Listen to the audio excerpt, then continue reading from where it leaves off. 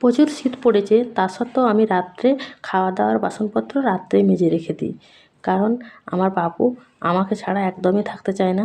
আর সকালবেলা একটু বাইরে বেরোলে ও বাইরে বেরোতে থাকবে, কিন্তু তাহলে ওকে ঠান্ডা লেগে যাবে। সেই কারণে আমি রাত্রে মেজে রেখে দিই। সকালে একটু দেরি করে উঠলেও কোনো সমস্যা নয়। তারপরে ওদেরকে সকালে উঠে আমি বিছানাপত্রটা গুটিয়ে তারপরে চা করে দিই। চা করে দিয়ে এবার বাইরে হালকা করে বেরোই, মানে কখনো বেরোই, কখনো ওকে মানে আটকে রাখি, এরকম করি। ছেলে আমার বিছানা থেকে নিচে নেমে গেছে, কিন্তু মেয়ে উঠতে চাচ্ছিল না। মেয়ের ব্ল্যাঙ্কেটটা কেড়ে নিলাম, তারপরে উঠে নিচে নামলো ওর ভাইয়ের কাছে খেলতে। যাই হোক, হালকা করে আমি টান টান করে দিচ্ছি, কারণ একটু পরেই বিছানাটা ধোবো, বেডশিটটা চেঞ্জ করব। এখন একটু পরেই যেহেতু ধোবো, ওরা তো আবার ওপরে উঠবে, সেই কারণে। তারপরে বিছানাপত্র গোছানো হয়ে গেছিলো, যে তারপরে 8টা সাড়ে 8টা নাগাদ ও আবার ঘুমিয়ে গেছিলো। ঘুমিয়ে যেতেই আমি ওকে বিছানাতে শুইয়ে দিয়ে, আর চেঞ্জ করা হয়নি, দিয়ে শুইয়ে দিয়ে নিচেটা আবার আরেকবার পরিষ্কার করে দিচ্ছি।